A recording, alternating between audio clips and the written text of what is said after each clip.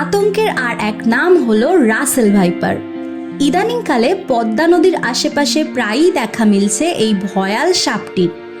Russell viper বা চন্দ্রবোড়া সাপটিকে নিয়ে আতঙ্কের যেমন শেষ নেই, একে নিয়ে রয়েছে বেশ কিছু ভুল ধারণাও। সত্যি কি এর একছো বলেই নিশ্চিত মৃত্যু? সত্যি কি এই সাপ তেড়ে এসে কামড়ায়? কি কারণে একে বলা হয় কিলিং মেশিন? চলুন আজকের ভিডিওতে এই সমস্ত প্রশ্নের উত্তর জেনে নেওয়া যাক। বাংলার মাটি নদী, নালা, খাল, বিলে ভরা, আর জলের ধারের ঘেঁষো জমিতে কিলবিল করে বেড়ায় অজস্র সাপ। তবে অনেকটা অজগরের মতো দেখতে, 1 থেকে 1.5 মিটার লম্বা, একটু মোটা সোটা এই চন্দ্রবোড়া সাপটিকে কিছুদিন আগে পর্যন্ত এত বেশি দেখা যেত না। কিন্তু পরিবেশে অন্যান্য সাপ কমে যাওয়ার কারণে এবং নিজেদের স্বাভাবিক বাসস্থান নষ্ট হয়ে যাওয়ার জন্য এখন প্রায়ই লোকালয়ে দেখা দিচ্ছে চন্দ্রবোড়া। অনেকে এই সাপকে উলুবোড়াও বলে ডেকে থাকেন। প্রধানত ভারত, শ্রীলঙ্কা, পাকিস্তান, নেপাল আর বাংলাদেশেই এদের সবচাইতে বেশি দেখা গেলেও এখন প্রায়ই খবর পাওয়া যাচ্ছে যে বাংলাদেশের পদ্মা নদীর কোল ঘেঁষে এদের রাজত্ব বেড়েছে। আর দেখা মাত্রই কেউ আতঙ্কের কারণে, কেউ বা অজগর ভেবে ভুল করে মেরে ফেলছেন, কেউ কেউ শিকার হচ্ছেন চন্দ্রবোড়ার মরণ কামড়ের। কি কি বিভ্রান্তি রয়েছে চন্দ্রবোড়াকে নিয়ে?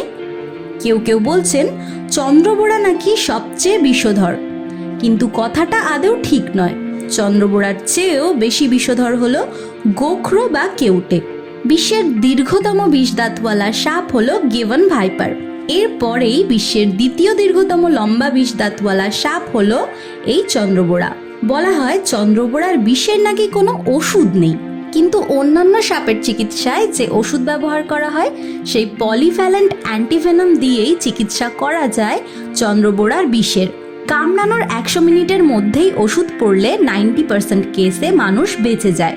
চন্দ্রবোড়া অন্যান্য সাপের মতো ডিম পাড়ে না, তারা সরাসরি বাচ্চা দেয়। একবারে 20 থেকে 40টি বাচ্চা দিতে পারলেও সর্বোচ্চ 80টি বাচ্চা দেওয়ারও রেকর্ড রয়েছে। আর সব থেকে ভয়ঙ্কর হলো এই অপরিণত শিশু চন্দ্রবোড়া, কারণ একবারের কামড়ে ঠিক কতটা বিষ ঢালতে হবে তা তাদের জানা থাকে না। তাই যেখানে মাত্র 40 মিলিগ্রাম বিষও মানুষের জন্য প্রাণঘাতী হতে পারে, সেখানে চন্দ্রবোড়ার বাচ্চা এক কামড়ে প্রায় 130 থেকে 250 মিলিগ্রাম বিষও ঢেলে দিতে পারে। শুধু তাই নয়, ছোবল দেওয়ার সময় চন্দ্রবোড়া খুব দ্রুত নিজের শরীরের সামনের অংশটা আগের দিকে ছুঁড়ে দিতে পারে। এই কারণেই বলা হয় যে চন্দ্রবোড়া সাপ তেড়ে এসে কামড়ায়। যেহেতু এই সাপ চোখের নিমেষে আক্রমণ করতে পারে আর এর বিষের তীব্রতা অনেকটাই বেশি, তাই চন্দ্রবোড়াকে বলা হয় কিলিং মেশিন। ফ্রি ফায়ারের মতো গেমের দৌলতে অ্যাম্বুশ কথাটা আমরা অনেকেই শুনেছি, যার মানে হলো চুপচাপ ওত পেতে থাকার পর হঠাৎ হামলা করা। চন্দ্রবোড়াকে বলা হয় অ্যাম্বুশ প্রিডেটর, কারণ এরা চুপচাপ এক জায়গায় পড়ে থাকে আর শিকার খুব কাছে এসে পড়লেই খপ করে তাকে ধরে ফেলে। এই সময় তারা প্রেসার কুকারের সিটির মতো জোরে শব্দ করতে থাকে। চন্দ্রবোড়ার কামড়ের ফলাফলও হয় মারাত্মক। এই সাপের কামড়ে ক্ষতস্থান ফুলে যায়, ব্যথা হয়, শরীরের বিভিন্ন ছিদ্র যেমন চোখ, নাক, নখের ডগা দিয়ে রক্তপাত হয়, তার সাথে সাথে বমিও হতে পারে।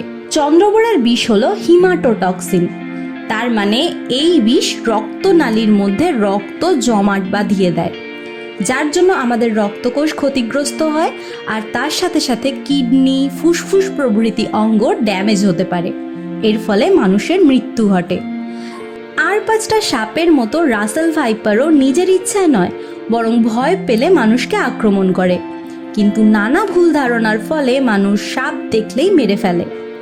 কিন্তু সাপ কমে গেলে ইঁদুরের মতো ফসলের শত্রু প্রাণীদের সংখ্যা বেড়ে যাবে, যার ফলে আখেরে চাষিরই ক্ষতি হবে।